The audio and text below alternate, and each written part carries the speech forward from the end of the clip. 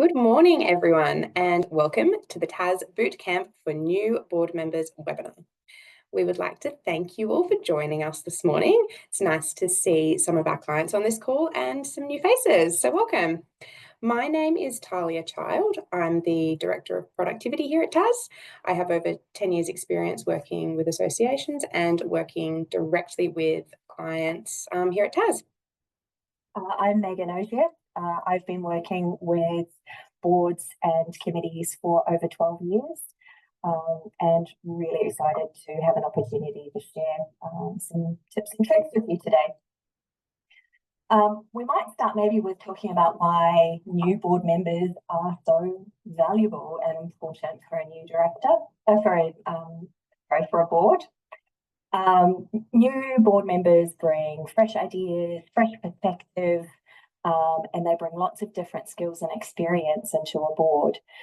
So while they might feel a little bit intimidated and a little bit worried about joining a board, rest assured that you're bringing something fresh and something new into the board and absolutely have something to contribute from day one.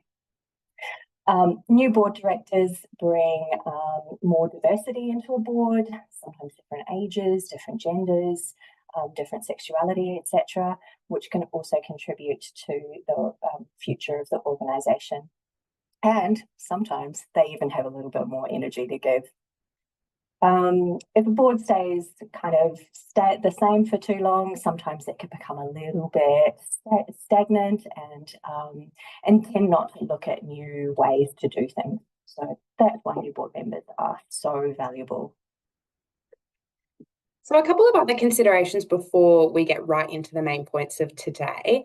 A director handbook or some sort of processes documentation is an ideal way for incoming board directors to have something to refer to and just a really simple place to start.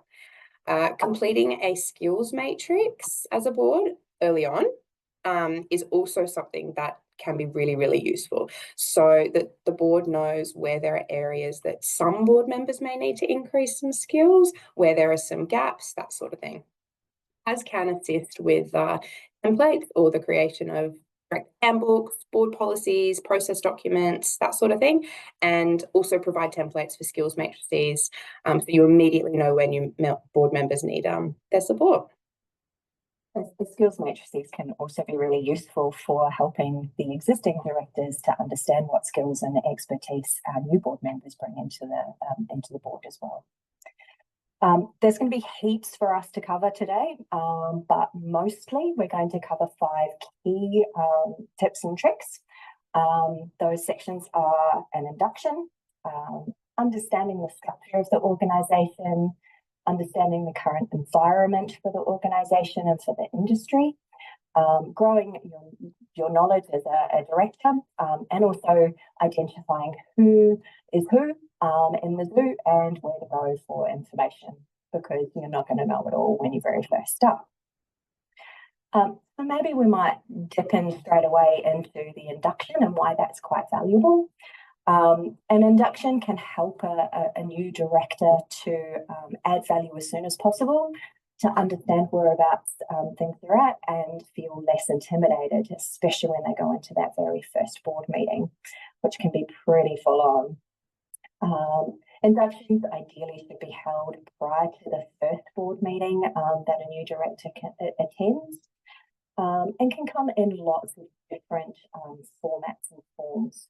Some organisations will do that via an online module, an online meeting or in-person meeting, a series of written documents, including a director's manual, or video recordings of sessions that have been run previously.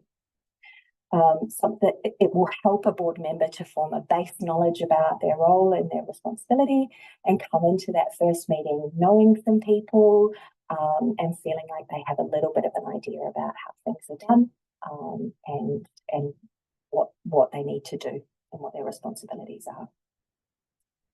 That induction aspect, key, really important. I will now go into understanding the structure, which is our second tip out of 5. So structural documents of an organisation essentially show how the organisation is run, legally and govern what its aims and objectives are, all that sort of thing. So a lot of board members will maybe have this on file, but not provide them readily to new board members. They might have them in the back end of sort of their website. You need them to be accessible to new board members straight away. Providing your new board members with a copy of sort of documents, we're talking the constitution, the bylaws, terms of reference, the current strategy documents for the association, policies, that sort of thing. If you have a board portal, you can give access to new board members so that they can even have a play around themselves. Otherwise, just sending an email basically, or even providing a hard copy of these documents so they have them in front of them and can refer to them as needed. These documents, as we all know, if we've been on a board for a while, can be quite lengthy, detailed, somewhat overwhelming for new board members who are not familiar with them. Some constitutions are huge. They can be up to, 100 pages or something. It's a lot for a new board member. It's a lot for an existing board member, to be honest. So most new board members won't be familiar with these kinds of materials. Highlighting the important areas for them is also very, very helpful. An induction could be a really good time to do that, because boy, is a constitution a boring thing. Yeah. And not every aspect of the constitution is relevant to every board member.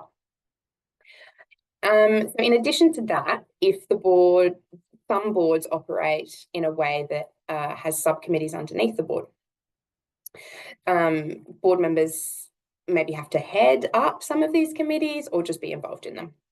It's vital to get across the subcommittee structural documents as soon as possible too. You want to be able to align your new board members' skills and experience so that they're volunteering for a subcommittee where they can be of most use. Talking to the committee chairs, members, understanding also the committee terms of references and any supporting documentation will also assist in that regard.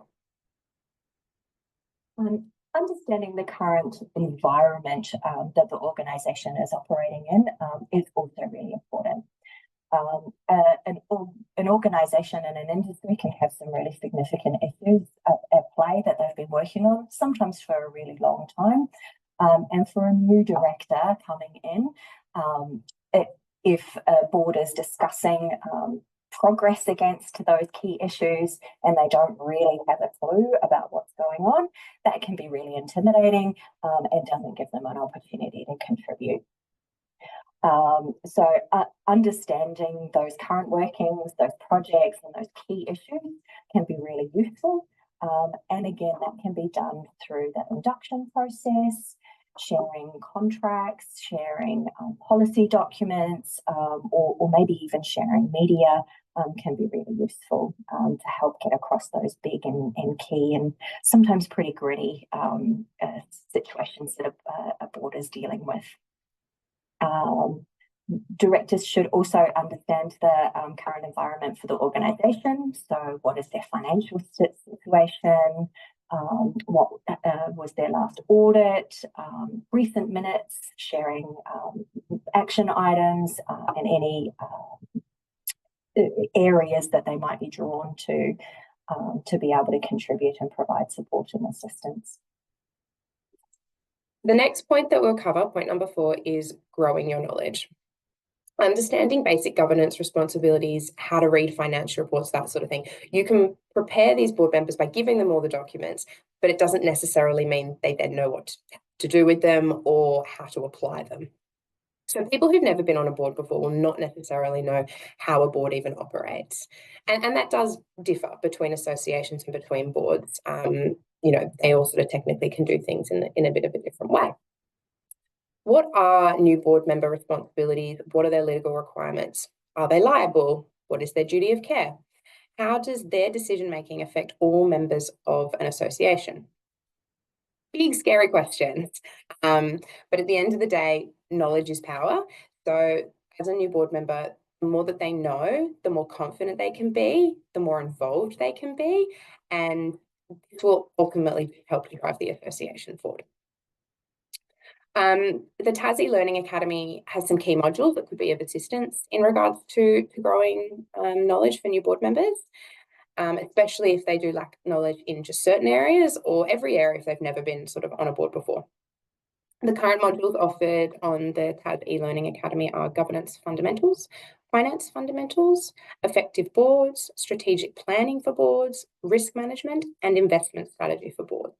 All of these are 1-hour courses and they can be completed in your own time. The finance fundamentals is often a really, really popular one because lots of us come into boards not really understanding how to read a balance sheet or a profit and loss. So it can very much feel like Greek. So I know that was a really valuable one for me to do.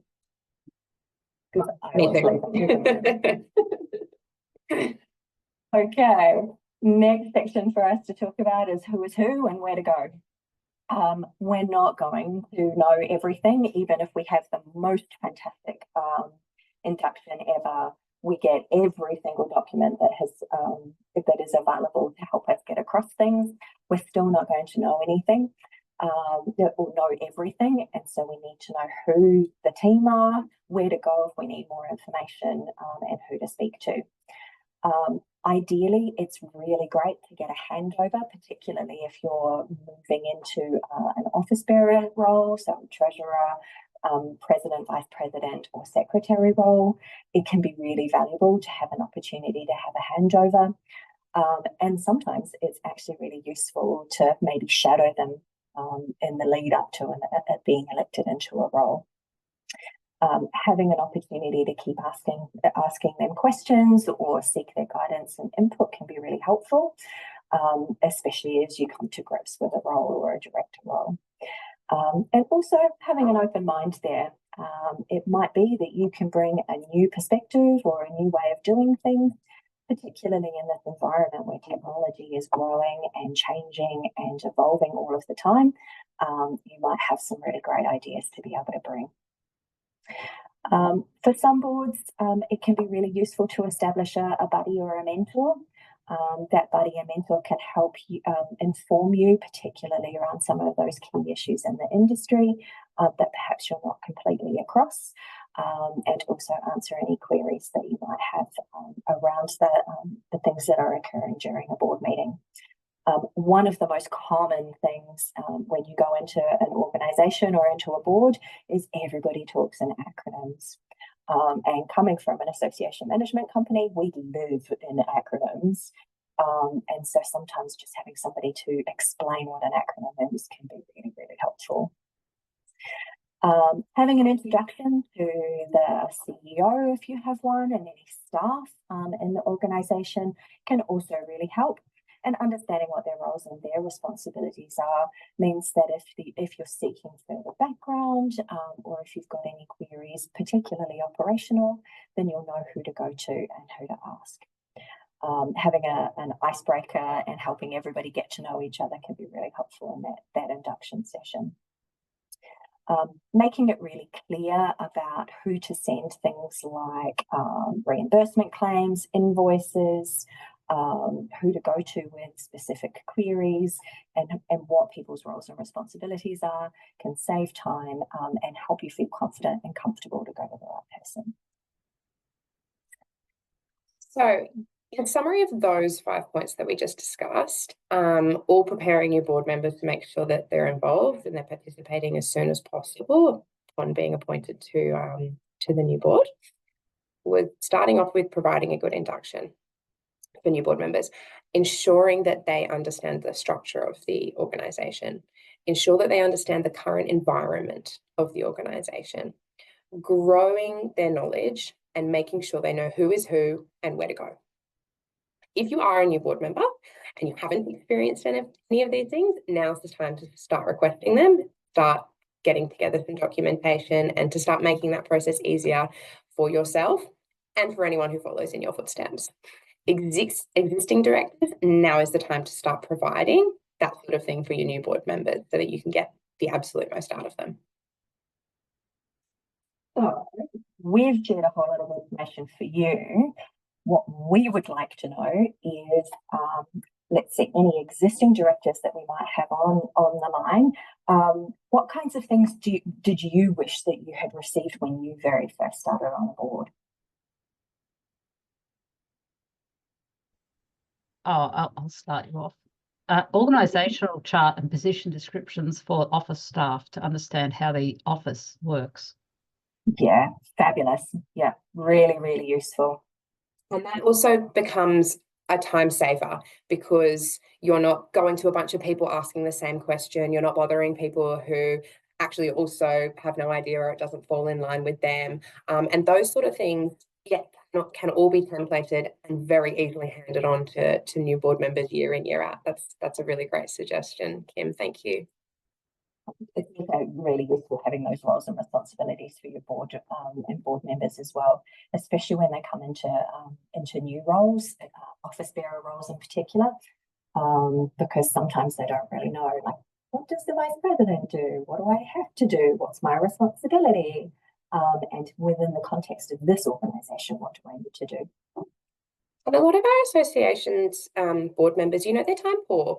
They're doing this on a voluntary capacity. So you do want to streamline things. You do want to make it as easy as possible for everybody.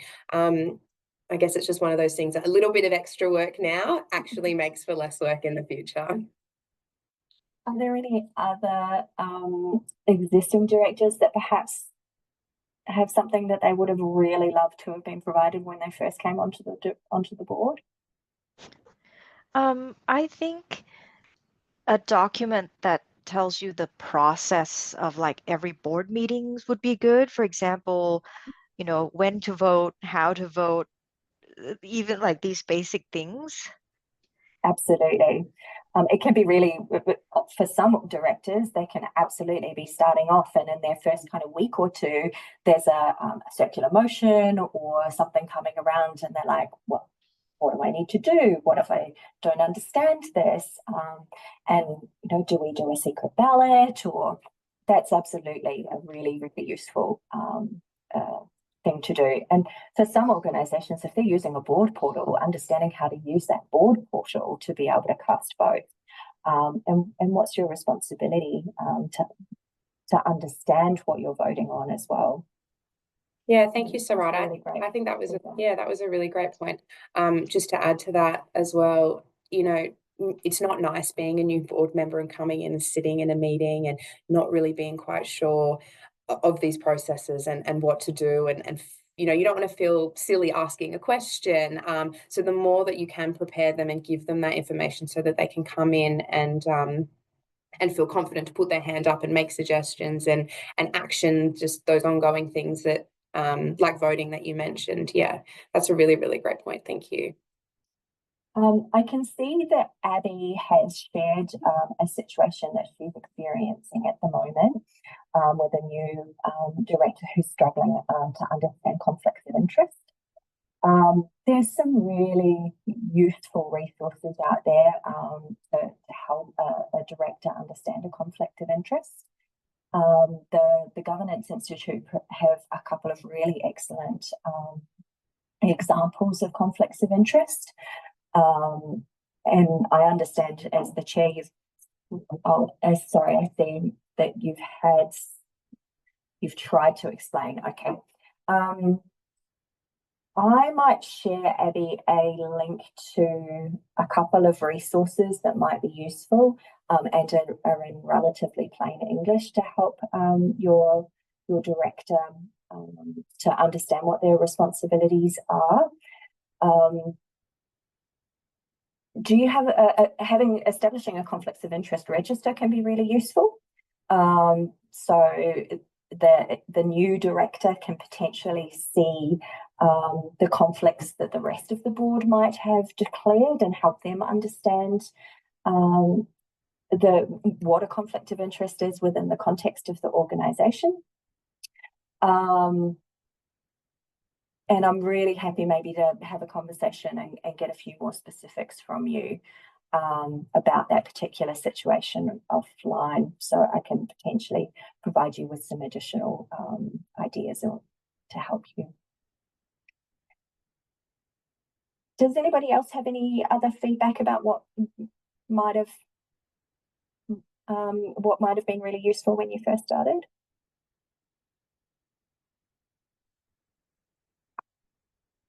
From new board member perspective as well, because I'm sure we have a few new board members on here as well as existing directors. What made you feel really, really comfortable when you joined, or didn't, that you wished you'd had some more information on? Are there any new board members out there who wanted to raise any ideas or had any questions? I might make a comment while anyone has a think. There is one of my clients actually on this call who was just appointed actually as the treasurer last night for their association. I was quite impressed with the way that he was given an initial handover from the previous treasurer. So they had arranged, it is very helpful knowing when someone is coming into a role and going to get that position, which I appreciate is not always the case. But they managed with the previous treasurer and the incoming treasurer a series of about sort of 4-hour-long chats, handovers, trainings. It meant that the moment he was appointed last night, he, was across everything, could just absolutely take on that treasurer role. We had a couple of meetings ourselves because for this particular client, we handle the finances. So, yeah, he's done a really great job. Zayas, I can see you've come off mute if you wanted to make any comments. Yeah, look, you've covered it, Thalia, and I appreciate the shout out. And yeah, just to reiterate, it was super useful to have a handover, to have the incumbent still in the role, and actually make an effort to have a proper handover, not just a 1 hour here's the things and then you sort of have to work your way around. And having the regular conversations made a massive difference. And as you mentioned, it allowed me to deliver the results for the year, which I was only involved in the role for the last couple of months. So it made that process a lot easier. So yeah, having the incumbent in the role, super useful. Thanks, Zayas. Yeah, Zayas is hitting the ground running, doing an excellent job as treasurer. Another thing that this particular client does is they actually invite some board members incoming board members or not, to attend as observers to board meetings. So they don't have any voting powers at board meetings, but it means they've attended a couple of board meetings in advance. They can meet everyone. They understand how the board meetings run, the discussions that are going on, the actions that are happening. And again, once they are then appointed, they can hit the ground running. They've been to a board meeting, they know who's who, and they can just take it from there. So that's another great example from this client. Have we got anybody who's just about to join a board or has just joined a board and there's something that you are particularly wanting to know as you come into this new role? Hi. Hi. My name's Emily. So I'm on a pretty much like I'm a student and I've been on sort of student bodies sorry, the cat is here. Student bodies in sort of secretarial positions, company secretary sort of positions, but obviously those have all been sort of under a different banner of liability. But I'm now the secretary of the National Law Students Association, which is a company limited by guarantee. So it's my first time like having liability to some, lower extent than if it was, limited by shares or anything. But so I guess my sort of questions is that there hasn't been any sort of like I've had my handover and it's been very similar to previous handovers where it's more of the this is how we run, but not the governance side, which now does apply obviously to a greater extent. So I guess my question is sort of, in absence of any structures that are in place, what are sort of things that I can do to sort of make sure I'm across everything? That is a fab question, and it can be really confronting when you very first come onto a board and everybody tells you you've got responsibilities and you're like, but I don't know what they are. Tiny wee plug for the Thalia Learning Academy. Sorry, you had to get one. We actually have a fabulous 1 hour online module, which is called Governance Fundamentals. that is a very useful way to get across what is your role and responsibility as a board member, and in particular as a company limited by guarantee. And it's all done in nice, plain, simple, easy to understand language, because generally the framework of trying to manage those roles and responsibilities is going to be your constitution, and then sitting above that is the Corporations Act. Neither of them are super interesting documents to read. In fact, they are absolutely the cure for insomnia. The Corporations Act is very, very long. I'm currently studying corporations law and have my exam for corporations law coming up, so I'm well aware of the frustrations of the Corporations Act. I was going to say, as a law student, you're probably all over these very hefty documents, but I'd suggest maybe taking a little look at that module. The Governance Institute does produce some really helpful guides around what your role and responsibility is. I think the most important thing is understanding that you are acting on behalf of the membership. You have a responsibility to act in the very best interest of the membership, and then working with your secretary within the organisation to make sure that you meet your governance requirements. Those kind of two things are really, really key.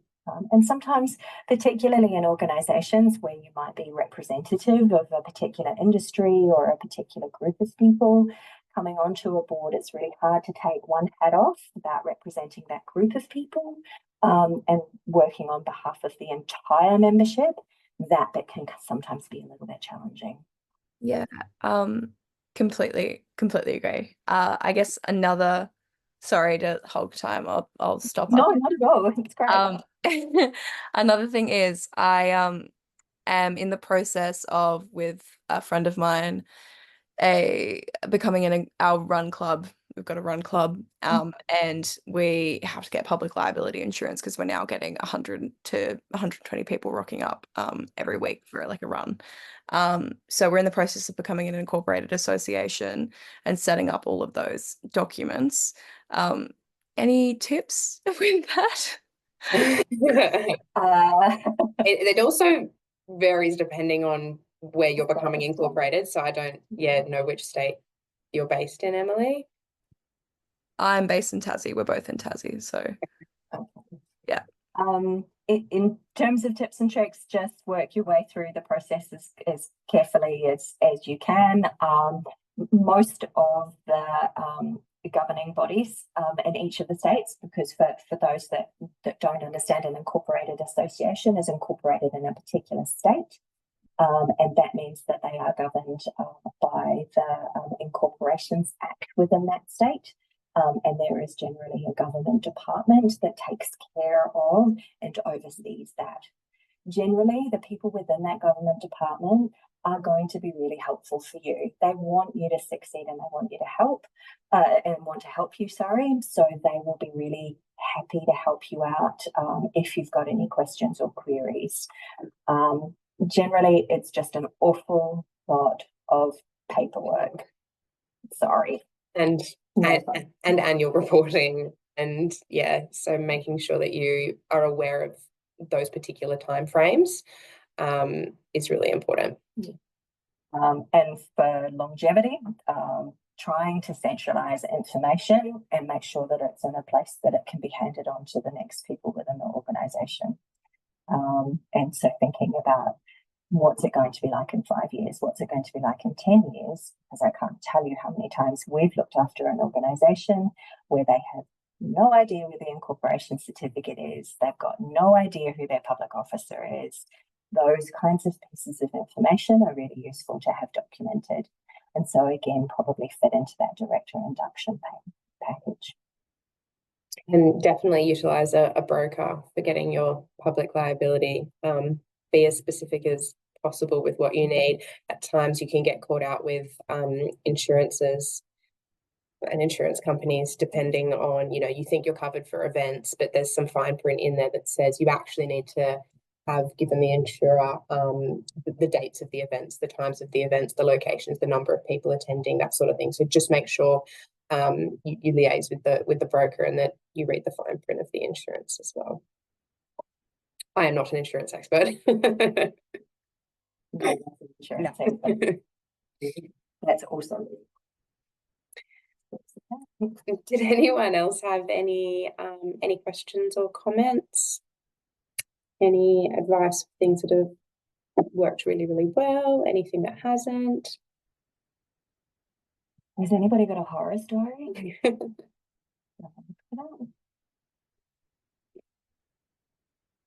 We Megan and I were having a discussion a little bit earlier, which is slightly off tangent, but it was sort of about the importance of succession planning for new board members.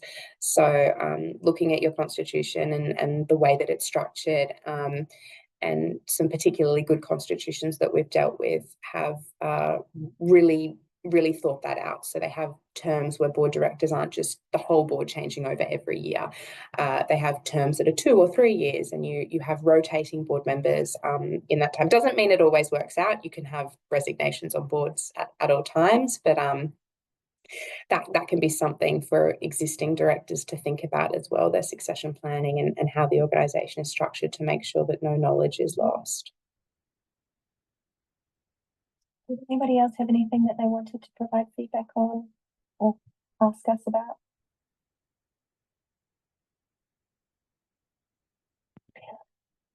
Well, joining a board is a super exciting and super scary time, and having an understanding of the organisation and what to expect will really help a director to participate and contribute as early as possible. And so everybody gets the most out of the experience or the engagement. Again, sorry, subtle plug for the Tassie Learning Academy. It will help you understand some of the basics and fundamentals of being a director, while some of the activities that we've talked about through the session will help you understand the specifics of your organisation.